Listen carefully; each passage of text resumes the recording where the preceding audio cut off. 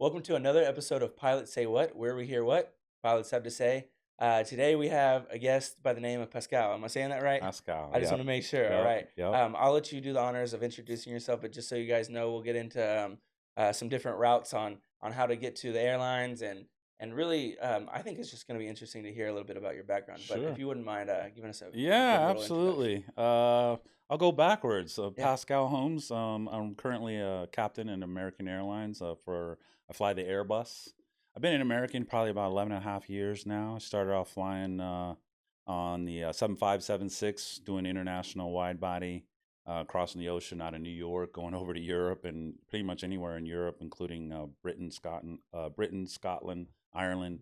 That was great. It was my first introduction to Part 121, which is basically I'll explain that a little bit. Is Uh-huh. basically any airline business where you're carrying passengers for revenue. Basically, that's Hmm. Part 121. That's the major airline level, basically. Okay. So and then I switched over to the Airbus, which I currently fly. I've been on that for about 9 years now, and started out in the right seat, and then I've been a captain for the last 3 years. Okay. Yeah. Congratulations. Yeah, yeah, thanks, man. It's great. It's great. So pretty much the pinnacle. But working backwards, man, I was in the Navy. I came out of high school. I was an Army brat. My dad was 28 years in the Army, and Hmm. I did the opposite thing. Kind of made him mad and joined the Navy. So it was great. It I'm was sure he loved awesome. He that. Yeah. loved it, man. It was great. So yeah, so I flew. Actually, I enlisted. I did 4 years enlisted. I played football and ran track all the way through high school, man. I was just a dumb jock, you know. Yeah. So I had a C- average and didn't really take life serious. And it wasn't until I was in my junior year of high school, we went on vacation somewhere in Italy, I think, because we were stationed over in Europe, and we were on the Mediterranean, and there was a U.S. carrier out right off the coast, and I saw these two F-14s. You know what those are, right? Yeah. That's Yeah. the Absolutely. Top Gun movie. You know, Hmm. those two F-14s flew right overhead, and they flew over to the ship, and I watched them land right in front of me from the coast. Yeah. I fell in love. I was like, that's what I want to do. That's pretty So I was cool. probably about it.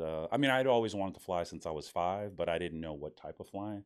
When I saw those two Tomcats landing on the carrier, I was like, that's what I want to I do. want to try So that out. yeah, So you joined the Navy pretty young. You were like 17, right? 17. Yeah, I had to get my mom's permission to enlist. Yeah, but Yeah. I didn't have the grades because I played football and that was my life, you know, and I didn't know anything else. Mm, So because I didn't have the grades, I said, well, let me start at the bottom. I'll just enlist. I'll go to the recruiter and got my mom's permission and yeah. graduated early at 17. And I went to boot camp and worked my way up. Went through 4 years of enlisted, and I went through a commissioning program where basically they take like enlisted sailors who are maturing now because you're a little bit older and you finally got a level head, and so basically they put you through a program. Hmm. There's like 300 of people that started, and we finished with, like, if you make it through, it's a year long, Mm. and you get there's 60 of us that finish, and you get a 4 year scholarship, naval ROTC scholarship. Oh, that's So yeah, awesome. it That's a was cool like, opportunity yeah, though. it was great. To you have to qualify for that or You something. you did. Yeah, it was just application process, Hmm. and then there was some testing you had to do, and Hmm. SATs, ASVABs, Hmm. ACTs, and as long as you meet the minimum, and the package was accepted, and it took me 3 tries, and I got it. Yeah. And basically for a year long, it's like boot camp in high school, all over, you know, everything: English, science, biology, calculus. I mean, it was That crazy would have been for tough. a Yeah. year. It was tough. Yeah, Yeah. Especially after nonstop. removed from school, it's like Right. you have to readjust. But you did that. But this is all with Yeah.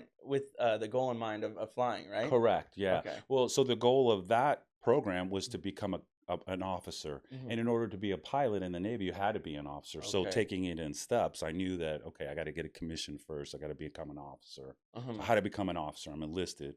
So that's where this program came in. Yeah. Got my ROTC scholarship and went to a military academy up in Vermont, Hmm. which I never even knew where the heck Vermont was. Like, Yeah. when I found out about the school, I was like, "Is that in the United States, man? I don't even know where that's at. You need a passport to get there? Like, Right. you know, what's up, man?"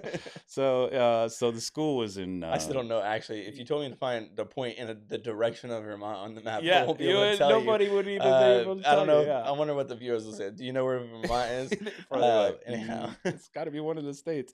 Anyway, the school that I graduated was all the way in San Diego. So I packed my car up, man, with all my stuff, which I didn't own much back then, and I drove all the way across country up to New England and showed up at a school that I never even knew or even saw, and graduated there. And what happens in your senior year? is you put a package in for what it is that you want to do in the Navy as an officer. Mm-hmm. You get three choices. So Mm-hmm. you can put like ship officer, supply officer, maybe SEAL Special Forces or something. And if you Yeah. want to try out for that, or pilot. Mm-hmm. And so for all three, I put pilot, pilot, pilot. You're like, that's just all. That's Like, I all I don't. wanted, man. I didn't want anything else, right? I'm sure. So Did anyone say anything to you no, about well, they were that? like, "Are you sure you want to waste your choice?" I was like, "Yep. If I can't get that, I don't want anything else, or I'll go wherever if I don't get it." Yeah. Okay. So, needless to say, I was blessed and lucky, and I got pilot. That's awesome. So yeah, so I was 18 when I actually went through boot camp. 19, 20, 21, 22. So 22 when I showed up to college, Mm-hmm. 4 years older than most of the freshmen in my class, right? Okay. And then 4 years of college. So it's 8 years later after graduating high school. So Mm-hmm. it's not too bad. No, So I mean, I think yeah. for some people, at least for myself, I don't think going to college at 18 is the best move. Actually, it's a waste of No. time and money for myself Right. personally. Like Absolutely. going at a later time, I have the right mindset and the right ambition for it. Right. But Right. that being said, Yeah. you're about 8 years in at this point. By the time you're getting No through that doubt. college, right? No doubt. And Yeah. it's more than just the age, like you just said, mature wise. Mm-hmm. If I was to Mm-hmm. show up at college, at 17, 18, Mm-hmm. I would have never made it through. So the mindset 4 years later was incredible for, a dumb high school jock. I mean, I was so focused by that point. I Yeah. mean, like no girls, no nothing, no partying. Everybody was going out partying. I was like books, books, books, Yeah, and that's awesome. I was dedicated at that point. So Mm-hmm. Naval Flight School, tough, man. Toughest 3 years of my life. It takes everything out of you, physically, emotionally, spiritually. I mean, it was pretty competitive. I hear. The ultimate goal is to get the wings of gold. And Yeah. not every pilot could say that they can do that, right? About what age is it that you're getting to start your flight training? I think I was 23, turning 24 Yeah. in what we call it boot camp for naval aviators, which is in Pensacola, Florida. Okay. Every aviator in the Navy starts off in Pensacola, Florida. So Okay, I didn't know that. yeah. So we have kind of like a 6-week course, 6, 7. It's called API. Mm-hmm. Don't even ask me what that stands for. I Yeah, forgot. It it's all doesn't even good. matter. It's just like boot camp, man. It's so like half the day is in class and you're learning like power plants, weather, navigation. I Mm-hmm. mean, everything dealing with flight school, but it's like condensed down into like a couple hours. Like it's crazy concentrated class. Right. And then you go get some lunch and then you show up at the pool and the rest of the day is in the pool. And I mean, it is 6 weeks straight of, I think we got weekends off, but 6 weeks straight of nonstop pool, school. Oh, by the way, go home, get some rest, maybe eat a little bit, study, get up and do Yeah. it all over Bare again, minimum. man. Exactly. That's it, man. And those 6 weeks, man, if again, we started off with, I don't know, maybe 30 in my class, and Mm-hmm. we finished with like maybe 7 of us. So if you make it through that, you're good to go. And then they send you to, it's called primary. Mm-hmm. And there's 2 places in the Navy. You can either go stay in Florida, right outside of Pensacola, called Whitingfield, or go to Corpus Christi, Texas, where I went. Mm-hmm. It's another place. And so we start off flying single turboprop. Back then it was called a T-34. Mm-hmm. So World War II style aircraft with a sliding canopy, student in the front, instructor in the back. Yeah. Yeah. But now we have something more powerful. It's beautiful. She just got rolled out a few years back. It's called the T6 Texan. Mm-hmm. It's a single engine. Everybody starts off single engine turboprop. Everybody. It doesn't Okay. matter. So for the first year, everybody's doing the same curriculum, same syllabus. You start off with ground school. You learn basic stuff like how do you start this thing, how Right. do you Right. taxi and how do you take off and basic maneuvers and then how to land. And then it's incremental after that. And then you go up and do aerobatics and learn how to do that. And each step is probably about 2 to 3 months. And then if you pass that, you move on to the next, and you move on to the next. And Okay. you finish up with like formation flying, learning how to fly formation, navigation, Y'all do a get it lot of all the way into the navigation, weeds. all the way Yeah. into the weeds in the first year. Probably what Thrust Academy does and Thrust Flight does, probably in the time frame that they're here, we probably do it in a much shorter time frame. Right. And the idea is you either keep up with it or you fail out and Right. you're back to the fleet doing Really whatever. tests your aptitude and even Totally. grit more than Totally. anything probably. Yeah.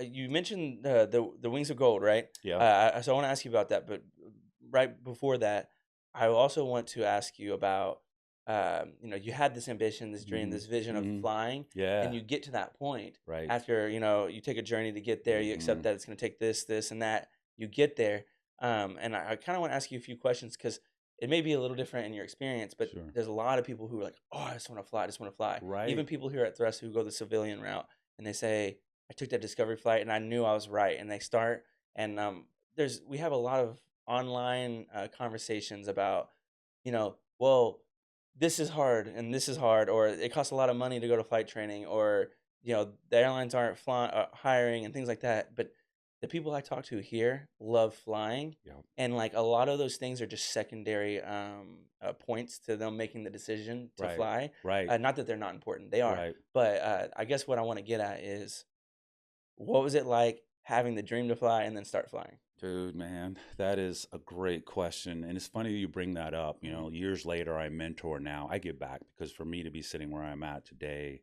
oh, by the way, I'm a chief pilot now, right? So I'm in charge of like a lot of Didn't know pilots. that. Here in Dallas, there's 4,600 pilots. Wow. I'm one of six of us chiefs to kind of mentor and guide, discipline sometimes 4,600 pilots. It's the biggest base in the world. Mm. I mean, just what we have in Dallas could be as big as an airline itself. So it's a lot of responsibility. But just to be sitting where I'm at as a captain at American Airlines Mhm. and being a chief pilot, I give back. And so I mentor a lot. And people ask me all the time when I go out and I meet people, they say, I want to fly, I want to be a pilot. And I say, whoa, whoa, do me a favor, do one thing first before you make that decision. Okay. Discovery flights, I think, are the most underrated flight ever in the world. And what I mean by that is it's great that you have ambition, right? Because we do a great job online and social media with pumping up pilots, especially today, right? Because Yeah. we're in such demand. It looks great. It looks so fascinating and good money, and you're traveling the world. I'm gonna tell you, there's nothing that will set the tone until you make a discovery. You go up in the air. You have it kind of like what you were telling me before we started the podcast. Like you said it and you alluded to it. When you have the controls in your hand and you're flying, Right. it's 50-50 and it's real cut and dry. You either love it and fall in love with it or you're like, nope, this ain't for me, right? Hmm. I'll never forget my first flight. You asked about that. I went up and immediately my instructor, he's so funny because he took me up. I had never flown. Yeah. I never sat foot in an airplane because we just didn't have money growing up. I didn't have the opportunity. My dad was Army. We were never around aviation. Hmm. And so I was kind of nervous because I was like, I'm either going to love it or not. I spent all this time, like you said, it Wow, was I didn't what, know you had eight never been in a years? plane either when I Never, said that. never, Wow. never. Yeah. Yeah. So when we went up, I was like, this is it. I was more nervous, not about flying, but about the fact that here I am. I've been committed to this path for like 10 years by now, Hmm. since, sophomore, junior year in high school, that I was either going to love it or hate it. And when I went up, as soon as we started climbing up, and your first flight in the Navy, um, it's kind of a discovery. The instructor's in the back and you're in the front, but you're not touching controls. You're just sitting Wow. there, and they're doing all the flying. And eventually they let you fly. So it's like a mini discovery. Hmm. And my instructor was a U-2 pilot. I don't know if you know what that is, but that's basically a spy plane. He was in the Air Force and he flew these U-2s, which is like up at 70,000 feet. And, it's like I think I've close to seen pictures of space. the U2s. Yeah, Yeah. with the big old wings, and Yeah. they just have cameras in there. All they do is do spy stuff and take pictures and photos. But in order to do that, you have to be a pretty successful, decorated pilot, and he was. So And he he's who tried took out. you up. He's the one that took me up. I got the hardest dude there was in the whole staff, right? And so it was his challenge to. He was funny because it was his challenge to scare people away.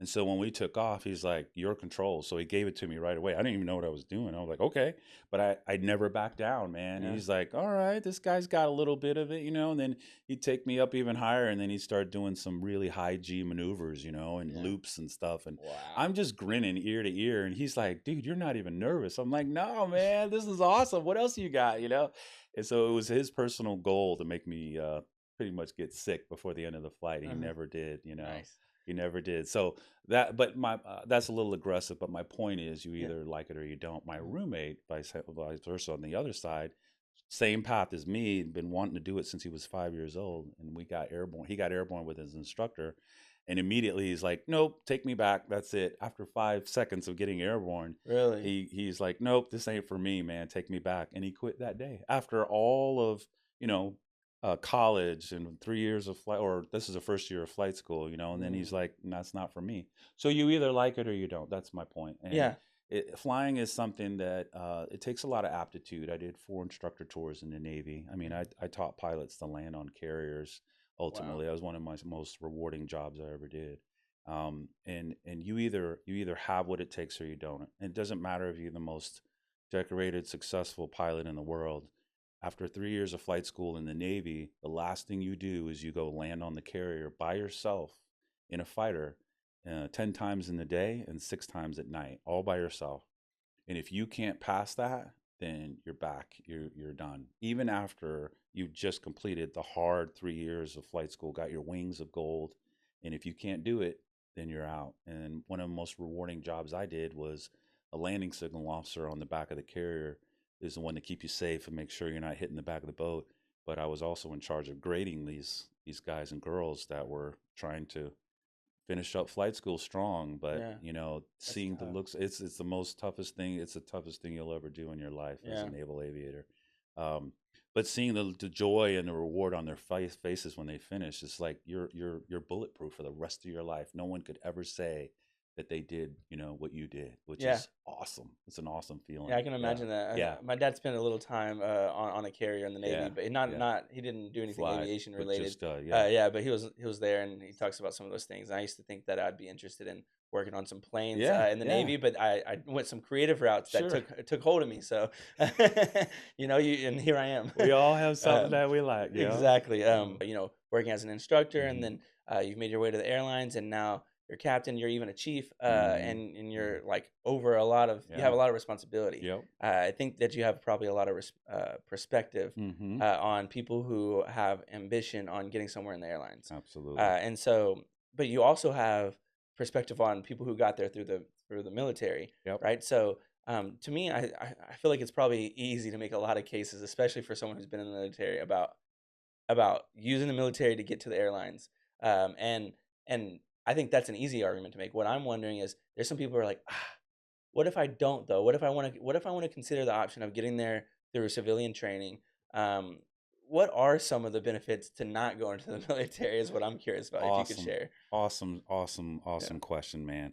That is the second most popular question that I get a lot as a chief pilot. So Okay. as a chief, I go to a lot of aviation conferences. I meet those perspectives that are trying to get to where I'm at, and Mm, I love it, man. Like I said, I love giving back because I didn't have a role model. right. And I think it makes a huge deal when you have someone who's there that can answer these questions that you might be scared to ask, Hmm. or stuff like that. So I Yeah. think I take it serious, because for me to be where I'm at, like I'll say it 1,000 times, I do not take it for granted, and I try to reach down and grab somebody and bring them up. So the great question, man. Yeah. Tragically, this business is an inherently dangerous business, right? First day of flight school, what they say is look to your right, look to your left. Some of you won't be here in 10 years. I lost three of my buddies in my own class, my initial flight school class. Mm, Two of them crashed. One right in front of me on the carrier. He just spilled off the front end. It was an accident off the mm, catapult, just hit the water and died.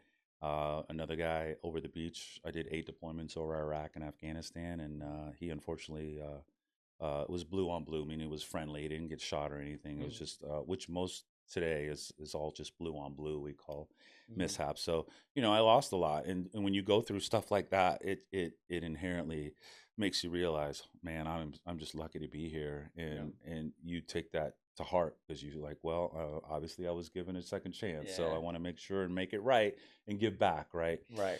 So back to your question, man. It's a great question. So I didn't know anything about civilian side Yeah. until I came to American Airlines, right? Mhm. Obviously, the military is very like military flying is like, oh, it's the best, and Top Gun, of course, is glorified, and all the other, being a fighter pilot and everything. But it wasn't until I showed up for day one flight school of ground school here at American in 7576. Oh, by the way, I'm a single seat fighter guy, and I show up at American, and they wanna put me on their biggest aircraft at the time. Well, we did have 777, but 7576. There's 4 pilots, and 300 people in the back. I'm like, this is crazy. This is Yeah. unlike anything I've ever done before. Exactly. This is It was it's funny for you to unreal. say that. This is Yeah, wild because yeah, it's considered like, I mean, it's easy to be like, oh, this is more tame, but right. it's a whole different It's a experience. whole It's different well, so it's experience. wild. I mean, Yeah. so when I got hired in 14 in American, they hadn't hired in 15 years, right? Mhm. Because it was just there wasn't the baby boomers are retiring now, right? Those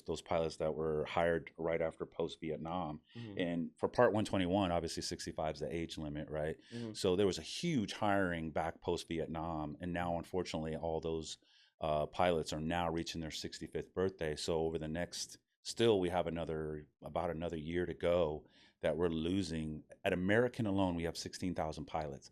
In a period of 5 to 7 years, we're losing 60% of the company because of the baby boomers, and Wow. hence the reason for these like Thrust and all these other airline academies that are really taking heed to that and pushing out good products so that we can recover most of those pilots back. So it's a great opportunity. If you want to be a pilot, now's the time to do it. Well, So, okay, there you go. I yeah, didn't say it. yeah. He said Now's it. the opportunity, Yeah. which leads into the question. You said, what are the advantages and disadvantages? So back to my story, hardest part of military flying was getting through flight school. Those 3 years, toughest 3 years of your life, man. Like I said, physically, emotionally, spiritually, it's any civilian school on steroids times 10. Like, I Mhm. mean, it's so competitive. I mean, unfortunately, the mortality rate is pretty high in flight school. I mean, people are taking their own lives because they want to succeed so bad. Right. Unfortunately, that's how competitive it is. Mhm. So that's the hard part. Once you get your wings and you're going off into the fleet of your first squadron and you're flying, Yeah. as long as you don't do anything stupid, don't get in trouble, don't get your wings taken away, Right. and stay alive for God's sakes. Like, Yeah. I mean, we're doing some pretty aggressive flying. I mean, I flew over New York City on 9/11. I Mm. was brand new to my first squadron, and I was 2 weeks out of flight school, and 9/11 happened. And I mean, you want to talk about growing up quick. At that point, I Wow. already thought that I had grown up. Yeah. But when I'm sitting in the plane over New York City watching a smoking hole in downtown New York, and I'm brand new, I didn't even know, like, what is going Like on? just, I This mean, the is world is really like, falling apart around you, and I'm brand new sitting in my cockpit, just like, wow, just a junior guy in the squadron. And so you grow up quick. Now that's pretty aggressive because of what that happened, but even if none of that did happen, you show up to your first squadron, you're the junior person, and you get ribbed a little bit because you're the new person, and Mhm. you get a little probationary period, and once you're accepted into the squadron, you're part of the brother sisterhood. It's a tight family, Mhm. and so we literally protect each other because you have to know that person flying off your wing has your back, right? Right. So anyway, yeah, that was pretty eye opening. And so because of 9/11, normally in a career you might do 2 or 3 deployments. I did eight Mm. back to back. I never got out of the flight deck from 2001 till I retired in 2014. So I had a Wow. lot of hours. So again, as long as you don't die, get in trouble, or do anything stupid, get your wings taken away. The hardest part was flight school, right? After that, it's just stay alive and stay out of trouble. So the military is a little. I mean, Little, yeah, you're. I guess you say that. To me, what I'm hearing is that there's a lot of things you can talk about going into the military. I right. mean, it doesn't sound like you would trade that. I mean, you can't trade your story, right? Mm-mm. Um, so, but you're saying, hey, here's what it's kind of like. So Absolutely. that's a good perspective. Yeah, I would not have absolutely. thought about that. So when I came to American, it was they hadn't hired in 15 years, like I said. So it was me and an Air Force F-16 guy who got out of Air Force. So him and I are sitting in the back of the class, and the rest of the class is folks that went to civilian route. Mm. We both had no clue what's the civilian route. Like, what? How do you become a pilot if you don't go become the military? We thought it's either military pilot or nothing, right? Yeah. So we learned quickly. No, there's a regional civilian path to get to the regionals, and then regional guys and girls work their way up to try to become an airline pilot as well. My best friend to date, he was in my flight school class and day one American, and he took me under his wing to show me what commercial airline flying. He was a regional guy, Hmm. but we didn't understand. It's flying unlike any of us ever done in the military. I Hmm. mean, you're flying, point A to point B. You got passengers, you got flight attendants, you've got, airport gate agents, and all those people there. Like, who are all these people and what are they doing? Like, you just have no clue. Yeah. And no one sits you down and explains all that, right? Hmm. So your learning curve is quick. But my Hmm. point is, day one of flight school, him and I are sitting in the back of the class, and I mean, I dropped bombs. I did some crazy stuff over Iraq and Afghanistan, and I'm pretty accomplished pilot at this point, right? Mhm. But I'm still sitting in the back of that classroom with my eyes wide open as if it was day one of flight school, because I just could not believe how different that world was. Mm. And him and I both, we just respected the fact that we were lucky enough to be there in that classroom Mm. day one at American Airlines. I mean, or same thing, United, Delta, Southwest. I'm sure they feel the same way, right? Right. So my point is, so I got to learn quickly the civilian route, and what I've learned is Because you're surrounded by people who went surround that route. Yeah. all of them, Yeah. right? And my buddy Jay, he sat me down and explained, well, here's how I went. I had to pay my way like through thrust flight, and get all your certifications and go through class, and sometimes you're paying all this on your own, just to get your certifications, and then once you're done with getting all your certification, then comes the hard part, right? Now you got to get your flight hours, and you got to get a job or be an instructor, and it's all about getting the hours and getting paid nothing. I mean, I don't know still today Yeah. how a civilian person, you try to have a family, you try to have somewhat of a life, and you're getting paid nothing, all to just get those hours. And so Yeah, I that's, mean, we have y- people who changed careers and have families yeah, and are going through our program and now are CFIs, and right. they work hard and they're here and I see them and I talk to them a lot. Yeah, And I think to myself, man, they're dedicated. That's what I think dedicated. to myself. I don't think, oh wow, if they can do it, anyone can do it. I think, Oh God. wow, man, they're You dedicated. have to. Yeah. You have to be, right? Yeah. Hmm. So the only advantage, so the disadvantage when you finally get a job and then you get hired with some minor company, some a lower company that's going to take you, but you're flying 6 legs a day and you're getting paid nothing, and but who cares, because if they're going to give you something to fly to get you the hours, that's the most important thing, right? Right. And then you're lucky enough to get to the regionals, and there again, maybe a little bit better of a paycheck, but not much, and you're flying a lot, getting paid like nothing. It's crazy. But the advantage, that's the question, right? Advantage, disadvantage. Yeah. Commitment for the military as a fighter guy, you got about 7 to 8 years commitment. Hmm. Then that's after 3 years of flight school. So that's 10 years right there. Yeah. Versus, I think most, and I think I even saw the sign coming into thrust, like or over on the flight line, 4 years from the sidewalk to the flight line. In 4 years, you can get your certifications, come through a school like this, go get a job or whatever you can to get the hours. We have at American, we have the American Airlines Cadet Academy. Hmm. We also have every airline, major airline has an academy like that. We literally are taking pilots or would-be pilots off the street, putting them through this something like thrust. Everything's paid for if you're accepted into it, Right. and become a CFI, and you get your hours, and then you're guaranteed in some cases, in some levels, a regional job, or Hmm. some job which will get you to the regional level. We just accepted our first American Airlines Academy person. I think it was about 4 or 5 years ago now. Yeah. He was a pastor, just like I'm sure Thrust has a demographic of students like that. He Yeah. was a pastor at a chapel, and he's like, I want to fly. Yeah. And from day one to the day he showed up American Airlines was almost exactly 4 years later. So Wow. 4 years to get to the exact same place of me sitting in a flight in that classroom on day Yeah. one at American, and I'm sitting in the classroom with folks that are, maybe at that point now it's 4 years, but 11 years ago when I was, they were there in half the time that I Yeah. was, Yeah. and I'm a lot older, You know, so and we that's have the people come advantage. in. We have people come in who have no experience, like you're saying, like the switching careers, and Hmm. maybe it's something they're always interested in. Actually, well, we'll be talking to the student soon, and maybe like making a video with Hmm. him because he explained to me that he's a little older. He explained to me that his wife and daughter, after realizing that he always wanted to fly but didn't because he wanted to take a certain route to Hmm. help provide for the family. Hmm. Well, they like finagled everything and said you're gonna go train at Thrust Flight, Yeah. and they basically set up everything so that he could come train as a pilot. Right. And so he's here now. He's gonna be a CFI soon. Yeah. He's been here for maybe not even a year, Yeah. and he's gotten through his like main ratings, and then he's gonna step into a CFI role and really sharpen his skills. So it's pretty Amazing. cool. And It's amazing. now there's some work going into there. He has two people behind him, Exactly. and then Yeah. he's not working.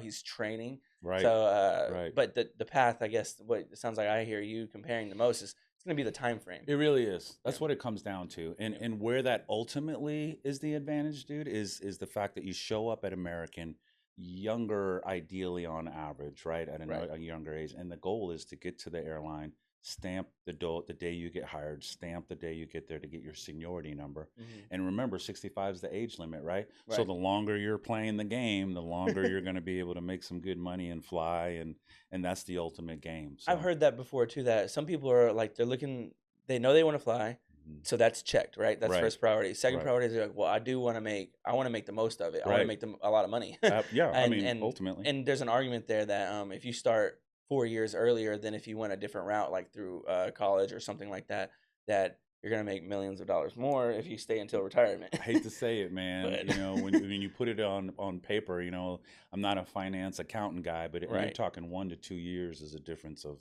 a mill. I mean, wow, you will make a pretty good amount. I mean, and not to mention, oh, by the way, the lifestyle, the quality of life is nowhere else can you work. We average 15 to 17 days a month, and yet make more than a 40-hour a week person at some job. if someone Times says, 10. and I don't really like to say this because I feel like some people take it.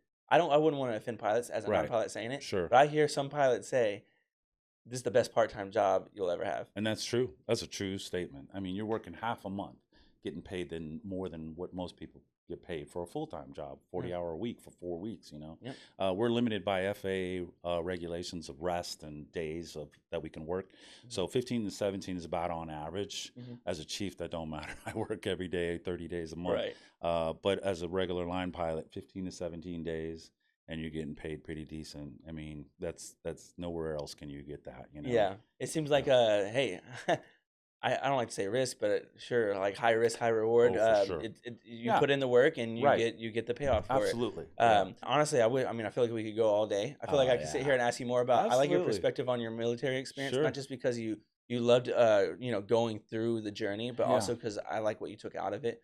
To me, I could sit here and I could have a Yeah. personal conversation with you all Yeah. day about it. Yeah. Yeah. Yeah. But Yeah. unfortunately, we try to keep these episodes less than an hour. Yeah. So Sure. we'll see how well we can do there. Lee's gonna Absolutely. cut some stuff up, but we're Yeah. coming to Sure. the end of the episode, Yeah. and I'm imagining people are still listening. And for those who are, I'm imagining you enjoyed this so far. So if you have any questions for Mr.